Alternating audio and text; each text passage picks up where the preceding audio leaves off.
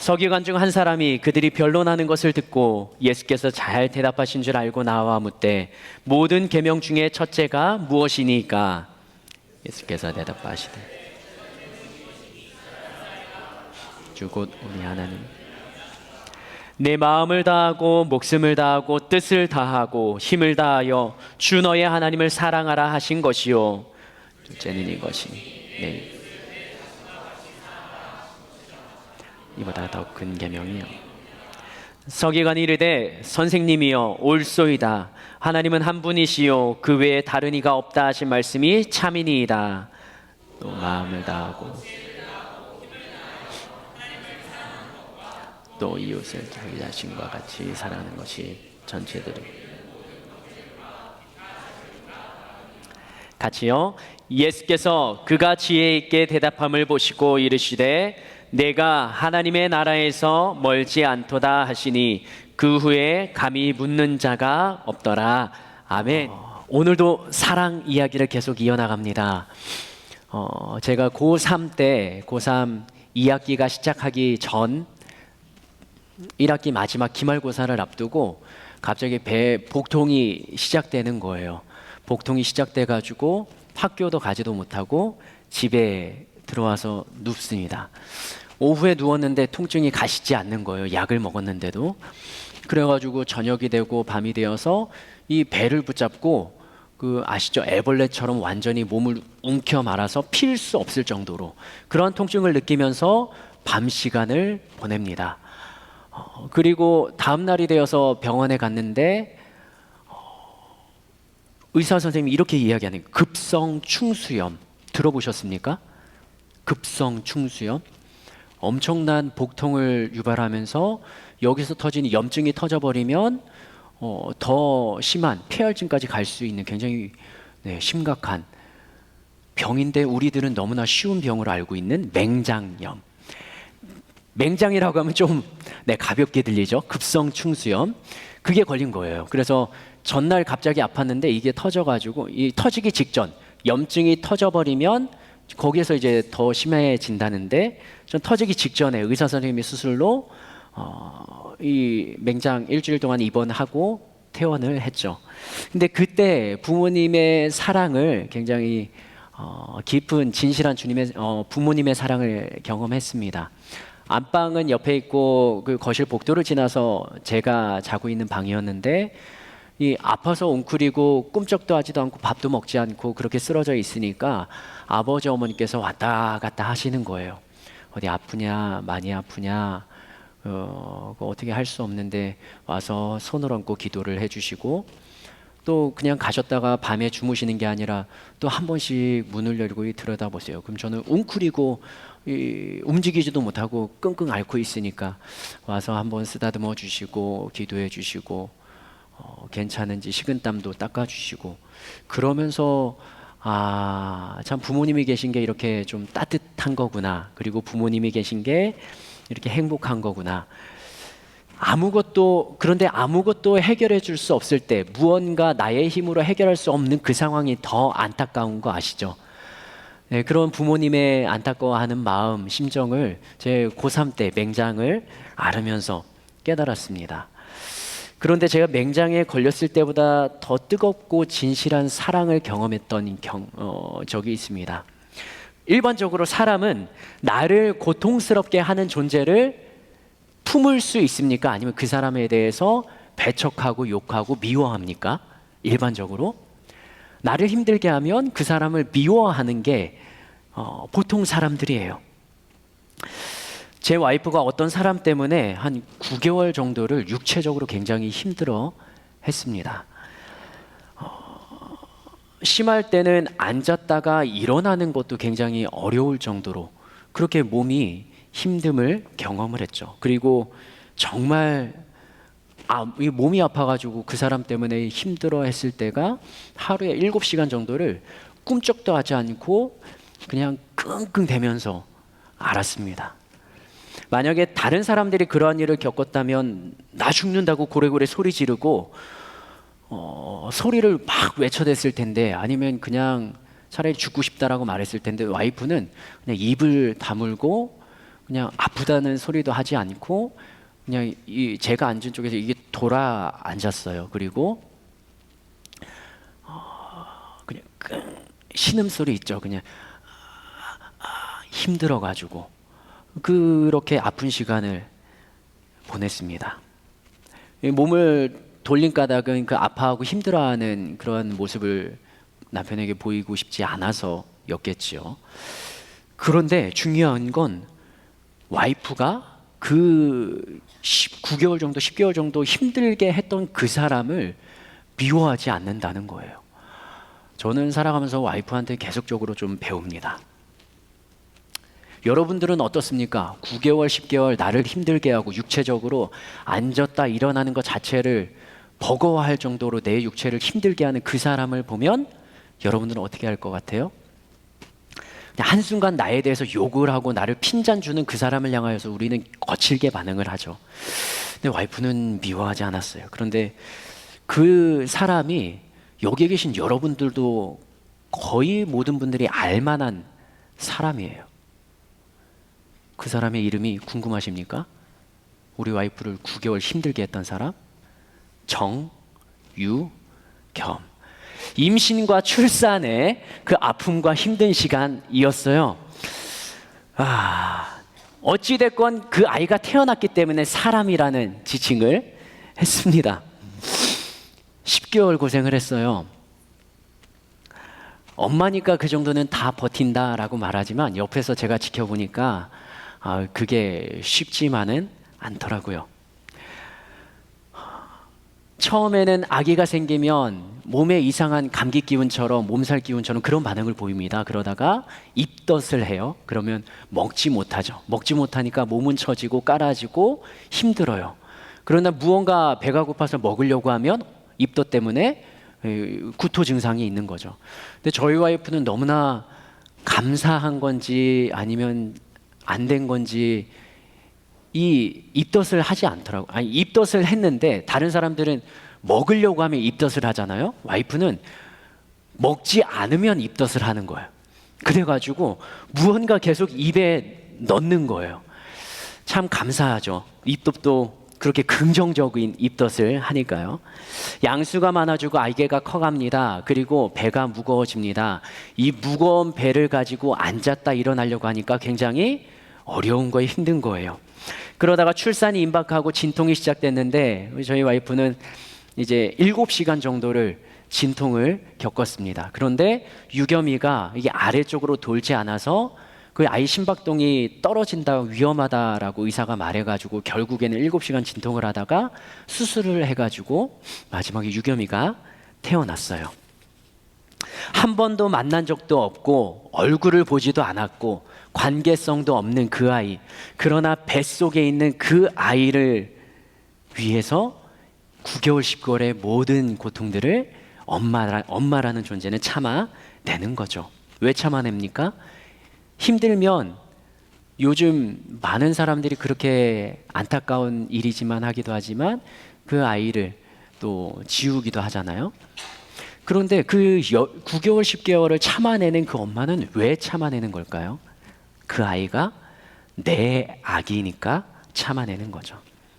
엄마는 모든 고통을 참아냅니다. 그리고 힘들게 한 그 아이를 끌어안습니다. 그리고 아기가 태어나서 그 아이를 처음 끌어안을 때 눈시울을 붉히면서 눈물을 주르륵 흘립니다.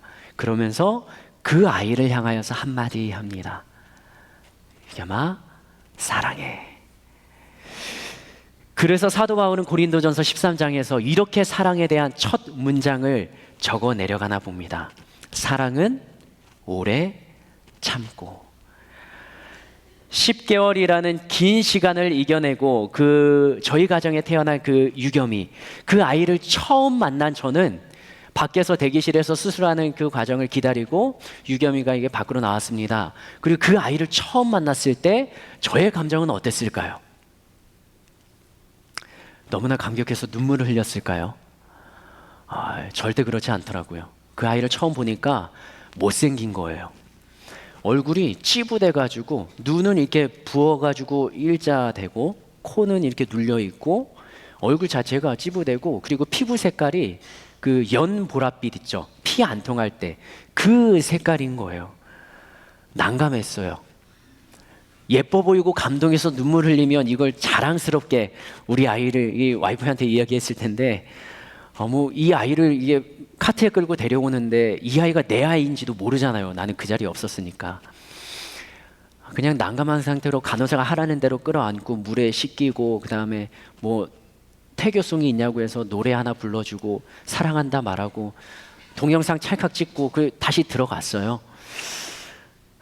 그때 유겸이가 태어났을 때 사진은 동영상이어서 제가 올리지는 못했고, 그날 깨끗이 씻겨가지고 이 카트에 데리고 나온 사진을 한번 가지고 와봤습니다. 한번 보여주시겠습니까?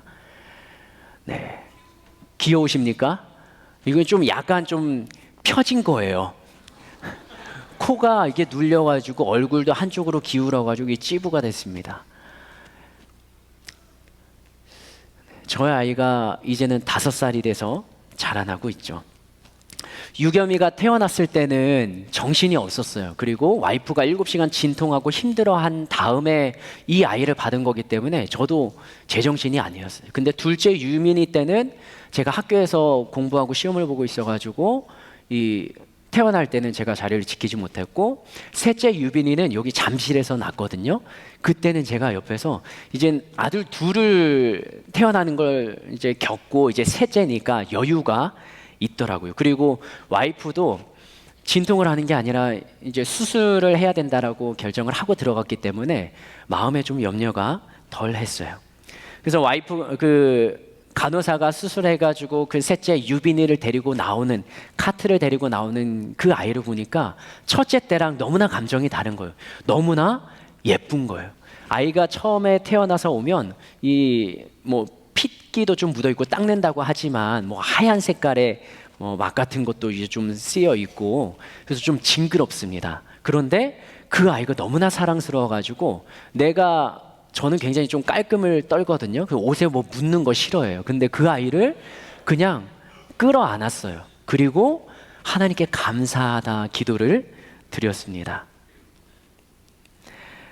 그러면서 한 가지 신앙적으로 드는 생각이 이거였어요. 내 아이니까 내가 싫어하는 옷에 묻는 핏물이 묻고 내 옷에 다른 이 이물질들이 묻는 것도 나는 잊어버리고 사랑스러운 그 아이를 내가 끌어안는구나. 그 아이를 바라보면서 나는 기쁨과 사랑의 감정이 생겨나는구나. 하나님께서 인간을 사랑하시는 것도, 사람을 사랑하시는 것도 바로 이 마음으로 하나님께서 사랑하신다라는 생각이 드는 거예요. 하나님이 직접 하나님의 형상대로 하나님의 숨을 넣어서 만드셨기 때문에 이 사람을 바라보시면서 하나님께서는 너무나 사랑하고 너무나 기쁜 감정을 감출 수가 없는 것이, 왜냐하면 우리는 모두 하나님의 것이니까. 그러니까 하나님은 우리를 사랑하실 수밖에 없다라는 생각이 드는 거예요. 지난주 설교 마지막에 보았던 스바냐 3장 17절의 말씀, 그 말씀을 한번 제가 읽어보겠습니다. 너의 하나님 여호와가 너희 가운데 계시니 그는 구원을 베푸실 전능자이시라. 그가 너로 말미암아 기쁨을 이기지 못하시며 너를 잠잠히 사랑하시며 너로 말미암아 즐거이 부르시며 기뻐하시리라. 하나님께서는 우리가 하나님의 것이니까 우리를 바라보시면서 너무나 기쁘신 거예요. 기쁜 감정을 주체하실 수가 없는 것입니다. 그게 우리 인간을 향한 하나님의 사랑의 마음이에요. 이것이 기독교의 가장 핵심, 기독교의 출발이 되는 진리입니다. 하나님께서는 사람을 창조하셨는데 이 사람을 창조하실 때 하나님의 형상대로 창조하셨고, 하나님의 형상을 닮았기 때문에 하나님께서는 우리 인간 한 사람 한 사람을 바라보시면서 사랑하고 기쁜 마음을 감추시지 않고 우리와 너무나 사랑의 교제를, 인격적인 교제를 하기를 원하신다는 게 우리 기독교의 진리입니다. 다른 말로 표현하자면 이렇게 될 수 있겠어요? 하나님이 인간을 만드셔서 인간을 한 사람 한 사람, 이곳에 있는 모든 사람들을 사랑하시고 그 사람과 인격적인 교제와 사랑을 나누기 원하신다. 이게 성경이 가르치는 창조 원리입니다. 그래서 오늘 기억해야 되는 사실 한 가지, 이것은 바로 이것입니다. 하나님께서는 나를 사랑하신다. 한번 따라할까요? 하나님께서는 나를 사랑하신다. 한 번 더요. 하나님께서는 나를 사랑하신다. 하나님은 하나님의 형상을 닮은 우리 모두를 사랑하십니다. 그 사랑하신다는 마음과 생각, 그것이 나는 느껴지지 않을지라도 의도적으로 여러분들은 머릿속에, 삶 속에 기억하시기 바랍니다. 하나님은 나를 사랑하신다. 그리고 인간은 하나님의 사랑을 받고 살아갑니다. 그리고 우리들도 하나님을 사랑하게 됩니다. 그래서 예수님께서 지난 우리가 함께 보았던 말씀, 모든 율법 중에 큰 계명이 무엇입니까? 라고 묻는 서기관의 질문에 두 가지로 대답하셨죠. 첫 번째는 누구를 사랑하라고요? 하나님을 사랑하라. 두 번째는 이웃을 사랑하라고요. 하나님을 사랑하라, 이웃을 사랑하라. 우리가 하나님을 사랑하기 전에 하나님께서는 우리를 향한 사랑을 보여주셨어요. 그리고 성경에 수많은 내용으로 기록하셨습니다. 그리고 하나님의 택한 백성, 이스라엘 백성들이 하나님의 사랑을 받고 하나님의 보호하심을 받고 하나님의 인도하심으로 구별된 백성으로 이 땅 가운데 살아가는 것을 구약 성경에 기록하셨고요. 신약에서는 얼마나 우리들을 사랑하시는지, 죄 가운데 빠진 죽을 수밖에 없는 우리들, 이미 죽어있는 우리들을 위하여서 구약에 예언된 메시아 예수님을 이 땅 가운데 보내주셨음을 신약 성경을 통하여서 계속적으로 기록해 나가는 것이죠. 그런데 예수님께서 이 주신 계명, 하나님을 사랑하는 것, 우리가 받은 사랑, 그 사랑으로 인하여서 하나님을 뜨겁게 사랑하는 것, 그것을 우리가 이루어 나갈 것이고, 두 번째로 그 하나님을 사랑하라는 것과 똑같은 계명, 같은 계명인데 내 이웃을 사랑하라 하실 때 예수님께서 비유로 말씀하신 게 있습니다. 이것처럼 이웃을 사랑하라 말씀하십니다. 무엇처럼 사랑하라 말씀하시죠? 내 몸처럼, 나의 몸처럼, 나의 자신처럼 사랑하라 말씀하십니다. 이 표현은 무엇을 전제로 하는 건가요? 사랑은, 인간은 기본적으로 나를 사랑하는 존재다 라는 것을 바탕으로 깔고 있습니다. 인간은 다른 사람을 사랑하기 전에 먼저 나를 사랑하는 존재입니다. 이것이 하나님의 창조 원리예요. 그래서 누군가가 나를 공격하고 나를 핍박하고 나를 위험에 처하려고 하면 나는 그동안에 보이지 않았던 기본적으로 가진 나의 성향과는 다르게 격하게 반응을 하고 그 사람과 맞서 싸우고 상황을 모면하고 내가 보호받으려고 거짓말을 하거나 그 상황에서 도망치거나 그러한 본성적인 모습을 보이게 되는 것이죠. 사실 나 자신을 사랑하지 않는 사람은 다른 사람을 사랑하기가 어렵습니다. 그래서 건강한 자기 사랑이 우선적으로 필요합니다. 나를 사랑한다는 건 이기적인 사랑을 말하는 게 아니라 나를 위해서만, 나만 잘된 이것만을 강조하는 것이 아니라 나의 장점도 알고 나의 부족함도 알고 나 자신을 있는 그대로 건강하게 수용하고 이해하는 것을 말합니다. 우리 주변의 사람들을 생각해 보면요, 돈이 많다고 해서 나 자신을 사랑할 수 있는 것 아니에요.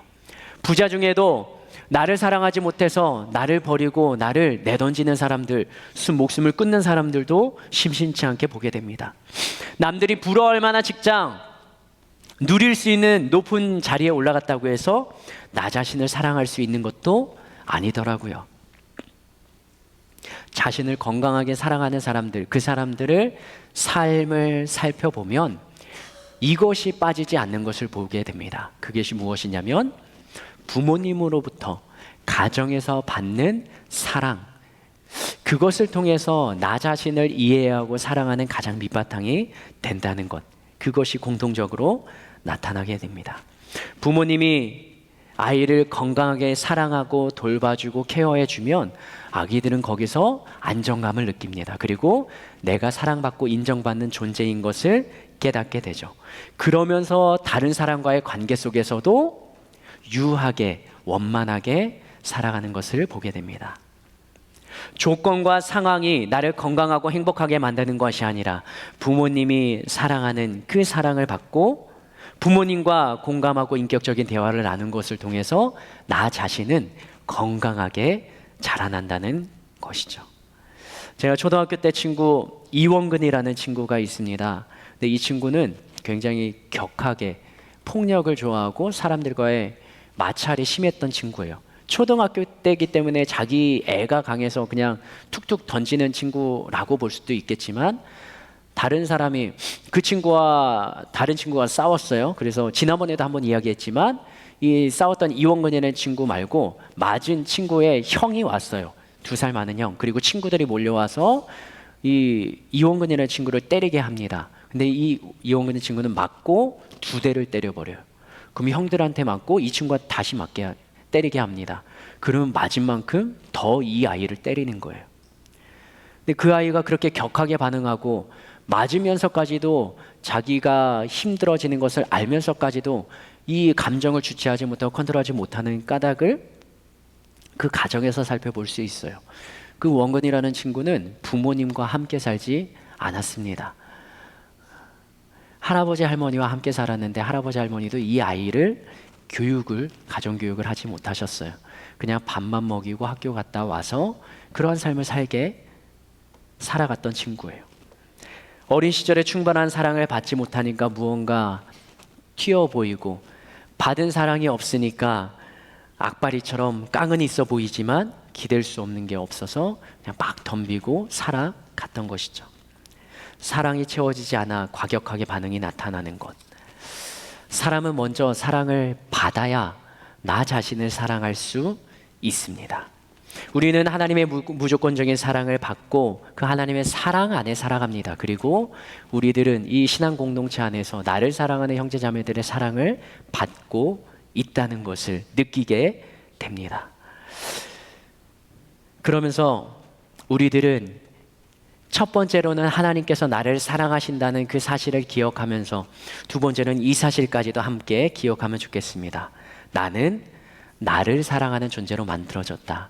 그래서 이 땅을 살아가면서 하루하루 살아가면서 나를 사랑하고 나를 위하고 나를 귀하게 여기는 우리 청년들이 되었으면 좋겠습니다. 하나님의 사랑을 받는 귀한 존재, 하나님께서 그 세상 무엇과도 바꿀 수 없는 그 귀한 존재, 그 존재이기 때문에 나는 내 자신을 사랑하고, 그런 사랑을 가진 나 자신을 사랑하는 그 사람만이 예수님의 명령처럼 이웃을 사랑할 수 있는 것입니다.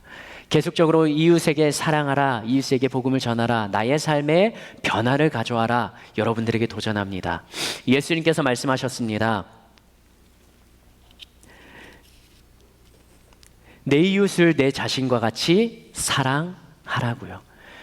나는, 여기 있는 우리들은 내 자신을 사랑하는 존재, 그리고 내 이웃을 사랑할 수 있는 그 계명을 이룰 수 있는 존재까지 가면 좋겠습니다. 예수님께서 이렇게 명령을 주신 것은 억지로 하기 힘든데 그렇게 하라고 하신 것이 아니에요. 누구나 할 수 있는, 지킬 수 있는 명령으로 예수님께서는 주신 것입니다. 하나님으로부터 사랑을 받는 자, 그리고 나 자신을 건강하게 사랑하는 자, 그러면 여유가 생기는 거예요. 내 여유를 가지고 다른 사람과의 관계를 긍정적으로 풀어갈 수 있는 그런 힘이 하나님과 내 자신을 사랑하는 삶 속에서 펼쳐나가는 것입니다. 나 자신을 사랑하는 사람은 이런 관점을 가지고 살아갑니다. 하나님께서는 나만을 사랑하신다라고 생각하지 않고, 하나님께서는 나뿐만 아니라 다른 사람들까지도 사랑하신다라는 관점을 가지고 이 땅을 살아가게 되어 있습니다.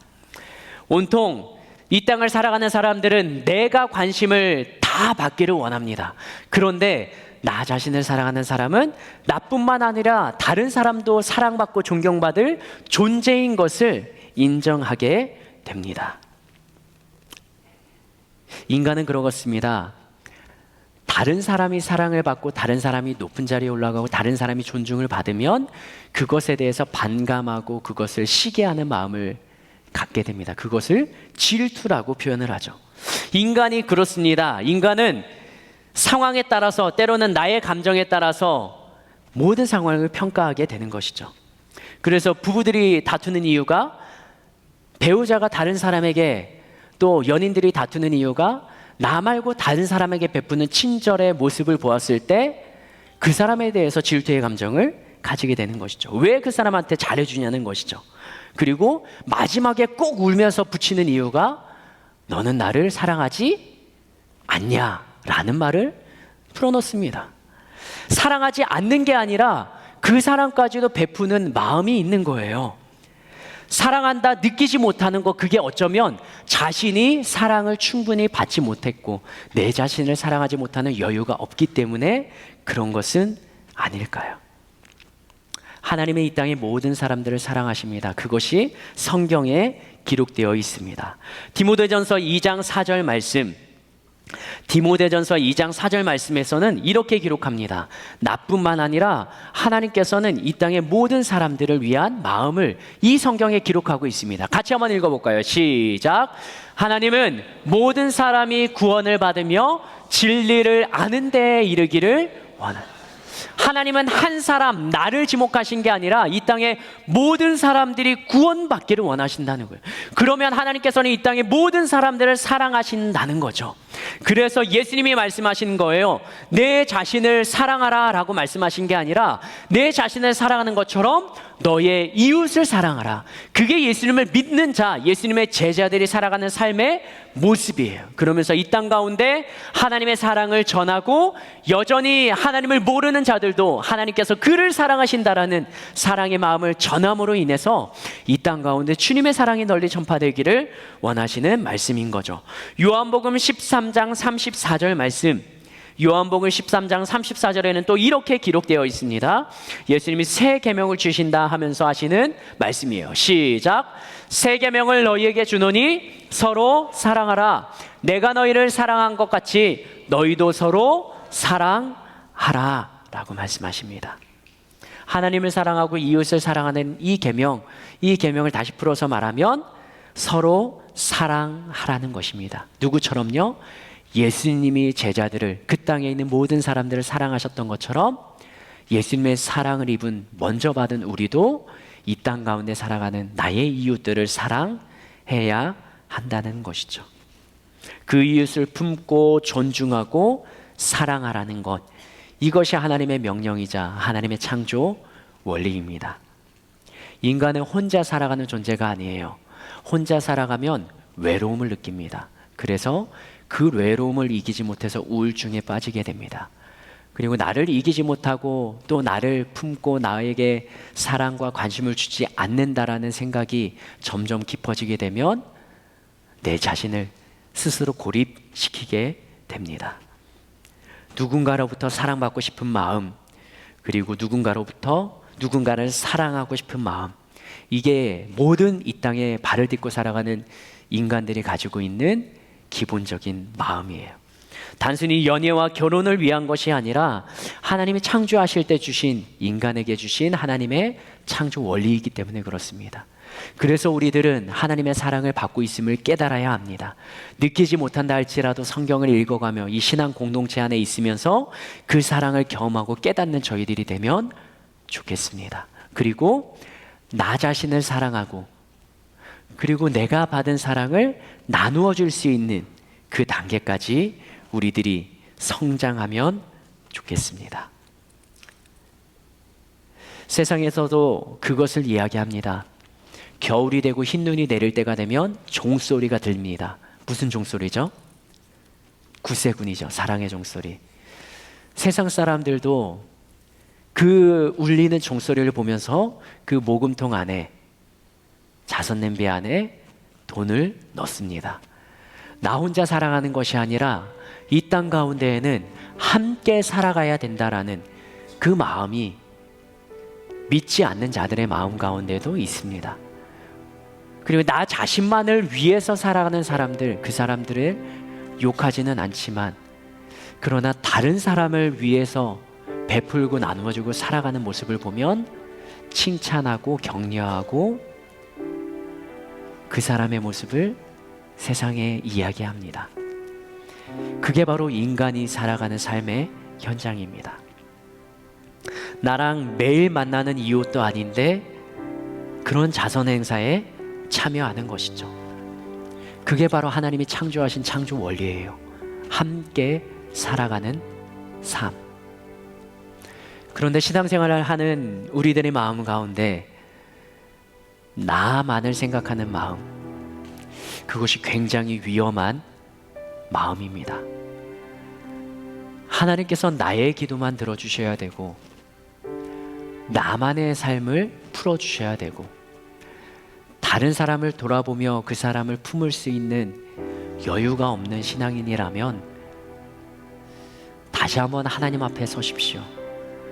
그리고 하나님께서 주시는 마음을 다시 한번 담아야 합니다.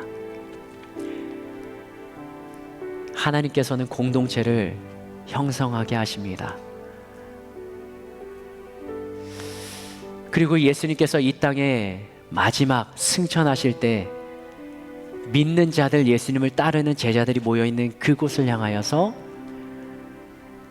말씀하십니다. 사마리아와 유대야 땅끝까지 이 복음을 전하라 하십니다. 복음을 전하러 나가는 것, 그것을 크게 본다면 세상에 있는 사람들을 품고 사랑하라는 것이죠. 우리가 가진 삶의 현장에 이 사랑의 마음이 녹아 있는지, 그것을 다시 한번 돌아봐야 될 것입니다. 하나님은 나를 사랑하십니다. 그리고 나는 사랑받는 존재, 나를 사랑하는 존재로 만들어졌습니다. 그러나 하나님의 창조 원리에 숨겨져 있는 또 하나의 비밀은 나뿐만 아니라 다른 사람을 사랑할 수 있는 존재로도 창조되었다는 사실입니다. 그렇기 때문에 우리들은 외로움을 느끼는 것입니다. 그 외로움을 내가 먼저 사랑하는, 내가 먼저 나의 것을 나누어 주는, 그리고 이번 한 주간 동안에 내가 가진 복음, 내가 받은 사랑, 그것을 나의 전도 대상자들에게, VIP들에게 이야기하며 소개하며 그 주님의 사랑을 실천하는 삶을 이번 한 주간 살아내시지 않겠습니까? 우리가 이렇게 서로 사랑하게 되면 우리가 사는 세상은 따뜻해집니다. 내가 먼저 사랑하면 그 사람도 사랑을 받고 치유되고 회복되고 사랑하게 됩니다. 나를 사랑하시는 하나님의 시각으로 세상을 바라보게 되고 하나님이 사랑하는 사람들과 이 땅에서의 하나님의 나라를, 공동체를 한 명, 두 명 모여가며 이루어갈 수 있는 것입니다. 그 사랑이 풍성했던 에덴 동산에서 사랑이 깨진 시점이 있습니다. 그게 바로 죄, 욕심이 잉태됐을 때입니다. 그러나 하나님께서는 창조하시면서 이렇게 말씀하십니다. 창세기 1장 27절 28절, 하나님이 자기 형상 곧 하나님의 형상대로 사랑을 창조하시고 남자와 여자를 창조하시고 하나님이 그들에게 복을 주시며 하나님이 그들에게 이르시되 생육하고 번성하며 땅에 충만하라, 땅을 정복하라, 바다의 물고기와 하늘의 새와 땅에 움직이는 모든 생물을 다스리라 하시니라. 하나님은 이 땅을 다스리라고 우리에게 명령을 하셨습니다. 근데 지금 우리가 느끼는 다스리라라는 이 단어의 뜻은 무언가 정복하고 굴복시키고 장악해야 되는 것으로 느껴지지만, 이 다스림이라는 단어 속에는 보호하고 지켜주고 양육하고 함께 그들과 잘 살아가는 삶의 모습이 담겨 있습니다. 그래서 하나님의 것인 이 세상을 우리가 살아가는 100년이라는 시간 동안에 잘 다스리고 하나님의 뜻으로 살아가도록 나에게 맡겨주신 이 역할을 잘 감당해야 되는 것입니다. 그의 이 한 주간 동안에 우리가 실천해야 되는 한 가지는 그 사랑을 이웃에게 전하는 것입니다. 시간 눈을 감고 한번 돌아볼까요?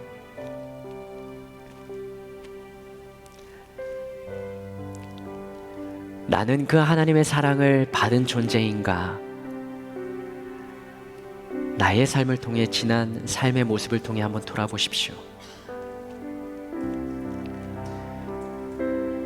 나는 누군가가 나에 대한 관심을 보일 때 튕겨내거나 아니면 잘라내거나 아니면 그 관심과 사랑이 부담스러워서 아직은 내가 감당할 수 없어서 멀리하고 있는 것은 아닌지, 나는 내 자신을 충분히 사랑하고 있는지,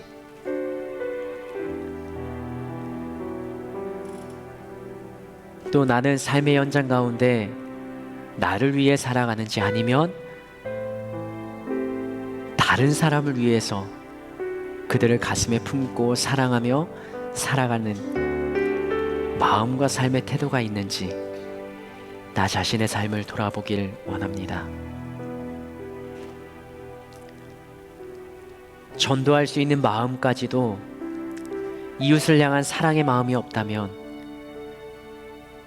나와 함께 일하는 직장 동료에게 예수님과 교회를 소개할 수 없습니다.